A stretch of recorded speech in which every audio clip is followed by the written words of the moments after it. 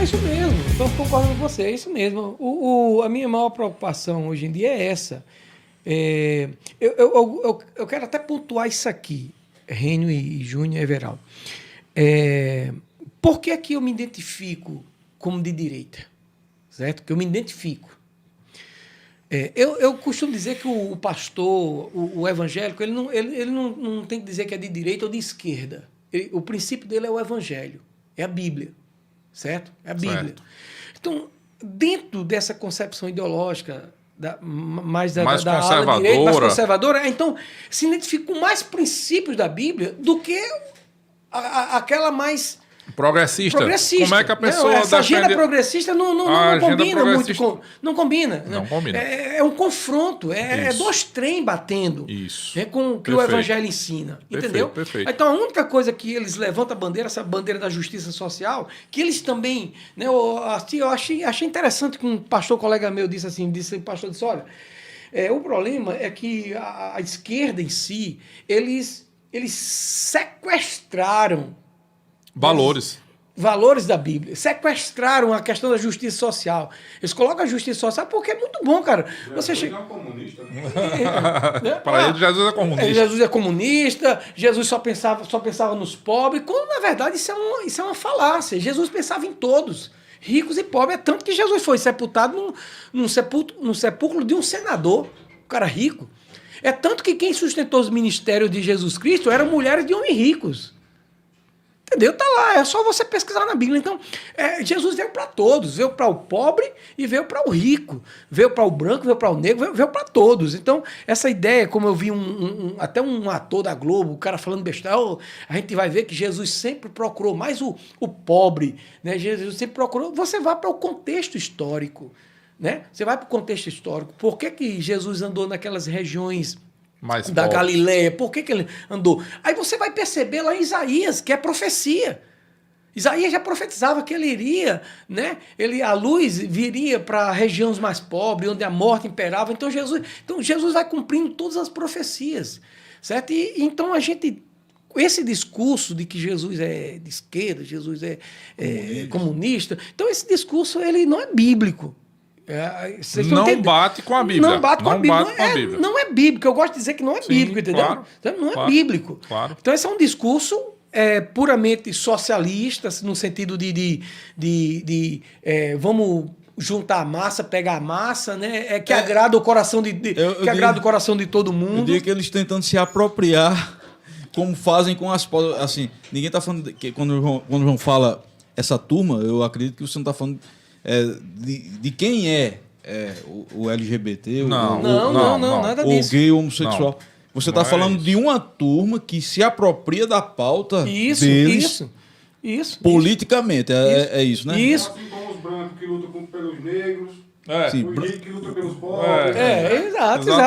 Porque até mesmo eu acho que a palavra tolerância e respeito ela é fundamental em todas as áreas.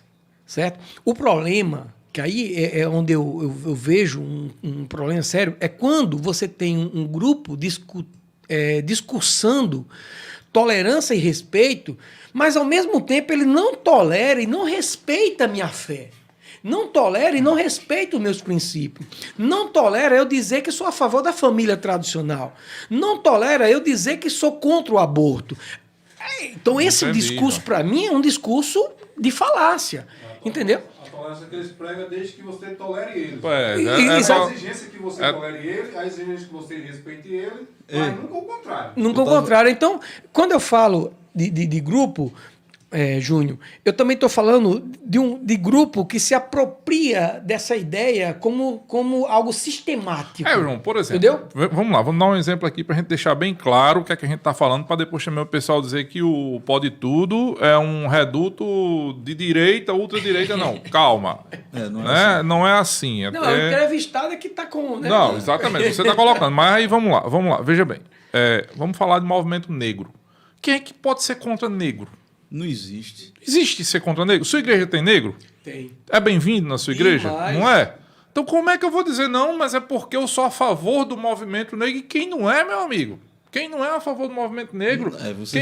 Quem é que acha lindo, maravilhoso no tempo que o Brasil era escravocrata, que matava, que trucidava, arrancava peles? Quem é que vai aplaudir isso, companheiro, né? Então, eles colocam de uma forma que existe quem é a favor do movimento negro e tem quem é contra o negro. Mas não existe ninguém que é contra o negro. É aquela velha coisa. Não existe ninguém que é contra homossexual. Agora, porque você é a favor do negro, você vai ser negro?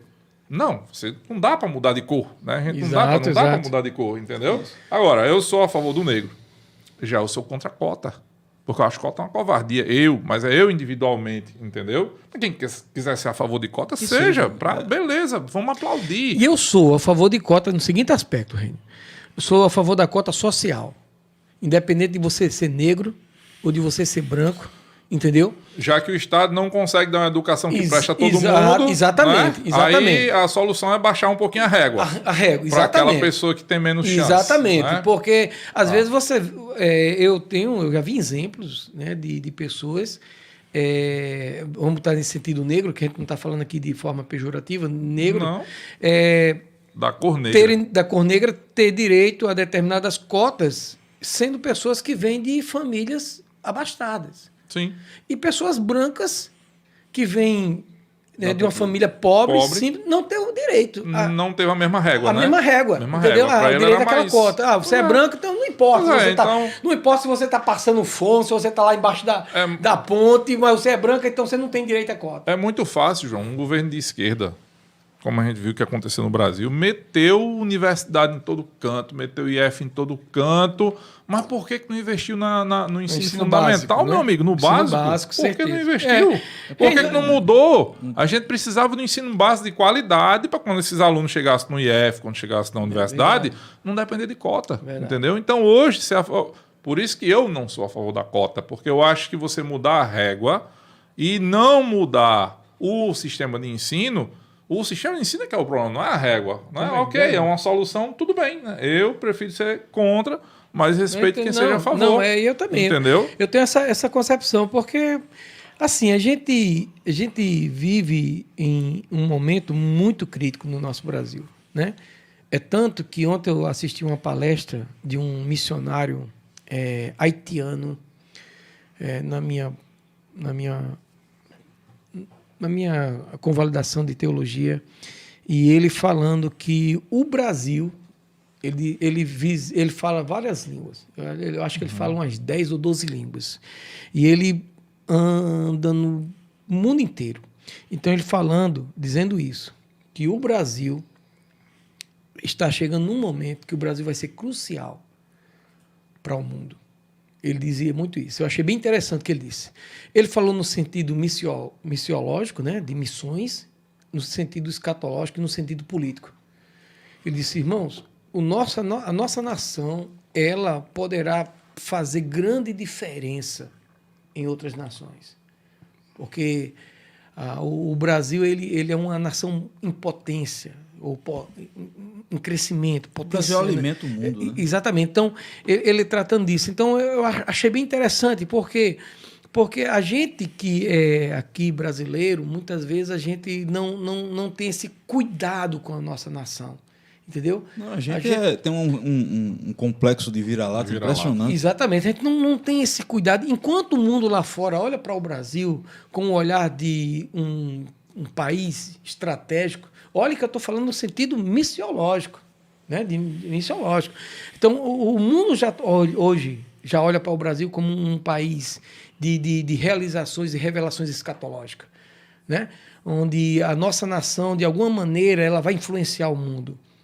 Então, e a gente aqui, muitas vezes, perde a oportunidade, principalmente a gente sabe que o Brasil ele é em torno de 70%, 60%, a maioria cristãos conservadores, mais ou menos isso, né? Mais ou menos isso. Se não são cristãos, mas conservadores, com certeza. Então, tem 70%. E a gente não consegue unir-se com esse propósito, de dizer assim, não, vamos mudar a nossa nação, vamos fazer com que a nossa nação seja uma nação realmente que preserve esses valores. Né, que cuide desses valores. Então, a gente vê aí uma mídia lutando para destruir esses valores. A gente vê uma mídia lutando para destruir esses valores. E a gente, muitas vezes, se acovarda, né? Se acovarda, você tem medo de dar a sua opinião, às vezes Silencia. Silencia, você não quer conflito com a sua fé, né? Você não quer conflito com a sua igreja, você não quer conflito com isso, né? Então eu recebi uma mensagem de um colega meu missionário, ele fazendo uma determinada crítica, e ele mandou uma mensagem, tal, e vendo uma determinada crítica, e eu, assim, um carinho muito grande, muito mais velho que eu, mas eu fui lá e coloquei meu ponto de vista. Então, eu digo, olha, concordo com você nesse ponto, agora eu acho que nesse ponto, você está equivocado. E ele se surpreendeu, porque, às vezes, o pessoal acha que você tem que, né, ouvir, por respeito, não falar, né? Então, e ele se surpreendeu, ele disse, não, tudo bem. Ele só falou, não, tudo bem. Também não falou mais, né? Então, não mandou mais mensagem, não mandou mais nada, né? Então, eu acredito que a gente está vivendo um momento realmente... de divisor de águas? De divisor de água no nosso país, na nossa nação. Eu acredito que a gente tem tudo para ser uma nação realmente cristã, né? No seu sentido mais... E não é com isso dizendo que, por exemplo, pessoas que não são cristãos não vão perder seu espaço, né? Eu acho que essa Até mesmo, gente, interrompendo você, porque o princípio do cristianismo é a tolerância e o respeito. Tolerância total, né? Quando eu falo cristão, eu falo do sentido de preservação de valores. Sim, né? sim, de preservação sim, de sim, valores, que sim. a gente sabe que tem outras religiões que também têm essa mesma concepção, Sim. né? Que o cristão Sim. tem, né? Então é nesse sentido que eu estou falando. Exatamente.